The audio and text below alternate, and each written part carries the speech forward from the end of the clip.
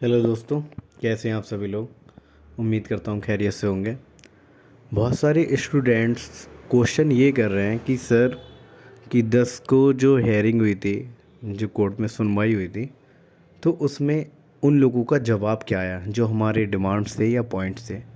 तो मैं आपको बता दूं, जैसे हम लोगों की डिमांड ये थी कि सबसे पहले तो यही डिमांड थी कि ये बेबुनियाद है, जो भी नेक्स्ट एग्ज़ाम को आप ला रहे हैं इसे कैंसिल कर दिया जाए या रद्द कर दिया जाए। अब जाहिर सी बात है, कोई भी अगर इंस्टीट्यूट, अगर जैसे NCISM बोर्ड जो है, अगर कोई भी रूल्स एंड रेगुलेशन ला रहा है तो उसे एक उचित पैमाने के थ्रू लाए। ऐसा नहीं है कि आप कुछ भी नियम दे देंगे उसे आप इम्प्लीमेंट कर देंगे, तो ऐसा नहीं होता है। हमारा ये राइट है कि आप कोई भी चीज़ फोर्सफुली आप किसी भी स्टूडेंट पे इम्प्लीमेंट नहीं कर सकते कि आपको ये एग्ज़ाम देना है, ये एग्ज़ाम नहीं देना है, या फिर आप इस जब ये एग्ज़ाम दे लेंगे तब आप एलिजिबल हो जाएंगे किसी भी एग्ज़ाम को पास करने के लिए, या प्रैक्टिस के लिए एलिजिबल होंगे अगर आप ये एग्ज़ाम पास कर लेंगे।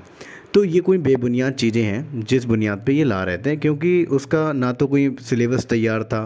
तो ये हमारे पॉइंट से आप मेरी पुरानी वीडियो देख सकते हैं, जो कि मैं डिस्क्रिप्शन में ऐड भी कर दूंगा उसका लिंक।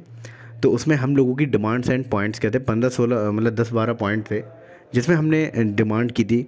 तो मैं आपको बता दूं उनका जवाब क्या आया।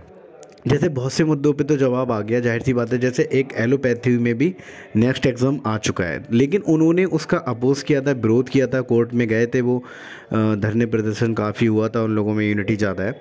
तो उस बुनियाद पे उन लोगों का ये पास हो गया कि आप 2028 में सबसे पहला नेक्स्ट एग्ज़ाम होगा एलोपैथ में, ठीक है, मॉडर्न मेडिसिन जो है।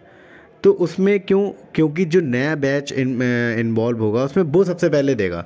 लेकिन हमारे केस में क्या हुआ था, आयुष में या BHMS में, BMS में, BMS में, उन लोगों ने ये कर दिया कि ये क्लियर नहीं करा कि कौन सा बैच देगा, कौन सा बैच इन्वॉल्व होगा। तो सबसे पहला वो इस बात का जवाब नहीं दे पाए कि जब हमने कहा कि हमारा सिलेबस जो है ओल्ड बैच का, जिसमें 17 बैच है, 18 बैच है, 19 बैच है, 20 बैच है।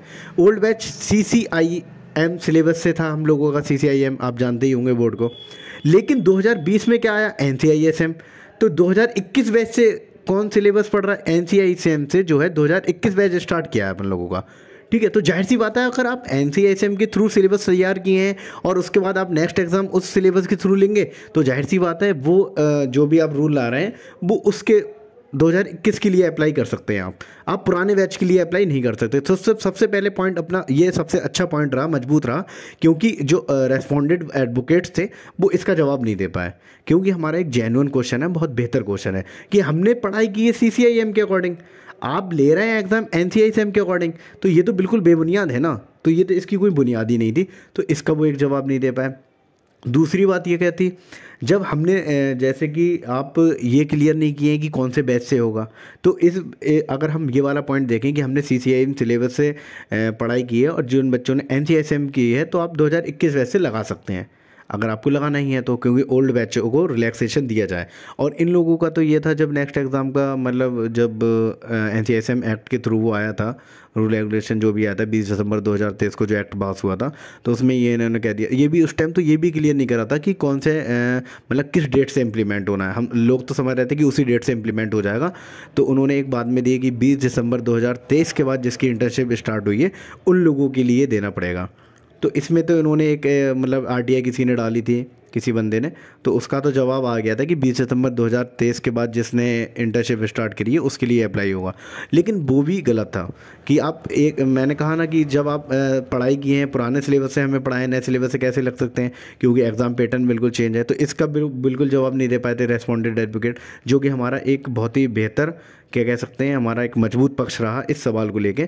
और इस बुनियाद पे हो सकता है जजमेंट जो हमारा आए, तो कोर्ट जब हमारे जज साहब जो हैं, माननीय जज साहब सुनेंगे, इस चीज़ को पढ़ेंगे, तो वो भी मे भी लागू हो सकता है। तो 21 बैच से लागू होगा, ओल्ड बैच से तो लागू नहीं होगा, ये आप मान के चलिए। 17, 18, 19, 20 इसमें इन्वॉल्व नहीं होंगे, हो सकता है 21 बैच इन्वॉल्व हो जाए, ठीक है। और भी कुछ पॉइंट थे, जैसे कि मान लीजिए कि हमने ये भी पॉइंट रखा था कि कोई भी मतलब आप यूनिवर्सिटी को टाइट करिए। ऐसा तो नहीं है कि आप 5-5.5 साल का एकेडमिक ईयर है तो आप उसे पहले कर देते हैं। 5.5 साल में तो नहीं होता, कहेंगे 6 साल भी लग जाते हैं, कहेंगे 7 साल भी लग सकते हैं। तो इस पॉइंट भी होना चाहिए, ठीक है। तो बहरहाल ये थे, मतलब हमारे 10-12 पॉइंट जो थे उसमें से 3-4 पॉइंट हमारे बहुत ही मजबूत थे, जिसका वो बेजवाब भी नहीं दे पाते। और कुछ बातों का जवाब दे दिया था। तो मैं एक नेक्स्ट वीडियो भी बना लूँगा बाकायदा कि जो हमारे सवाल थे और जो उनके रेस्पॉन्सेस थे। ओके, तब तक आप थोड़ा वेट कर लीजिए। बाकी आप ये समझिए कि ओल्ड बैच से तो लागू नहीं होने वाला है, 21 वैसे ही लागू होगा, जहाँ तक पॉजिटिव उम्मीद आ रही है हम लोगों को। और आप लोग दुआ भी करिए, प्रे करिए कि जो भी फैसला है अपने लोगों के हक़ में आए। खासकर 17, 18, 19 बैच, 20 बैच तक जो है वो बच जाएँ। 21 बैच से तो जाहिर सी बात है वो NJSM सिलेबस के अकॉर्डिंग पढ़ रहे हैं। अगर वो अगर देते हैं नेक्स्ट एग्ज़ाम तो 21, 5, 26, 27, 28 वो भी क्या कर देंगे, 28 में देंगे। तो एक उनका एक माइंड मेकअप पहले से तैयार हो जाएगा कि हम लोगों को देना है, क्योंकि नेक्स्ट एग्ज़ाम का सबको पता लग चुका कि आयुष में भी नेक्स्ट लग चुका है। ठीक है, तो उन लोगों का एक माइंड मेकअप बन चुका है अभी से। हम लोगों का माइंड भी तैयार नहीं था कि हमें नेक्स्ट एग्ज़ाम भी देना है, कि प्रैक्टिस के लिए या PG क्वालिफाई करने के लिए भी। ठीक है, तो इस तरीके से मे बी अगर इम्प्लीमेंट होगा तो वो 21 वैसे होगा, हमारे वैसे नहीं होगा। ठीक है, और बाकी हमारे जो डिमांड्स थे उनके क्या क्या रेस्पॉन्सेस थे इस पर मैं एक वीडियो तैयार कर दूँगा। ओके, और ठीक है, अपडेट और कोई भी आती है तो मैं आपको अपडेट करता हूँ। Okay, thank you so much.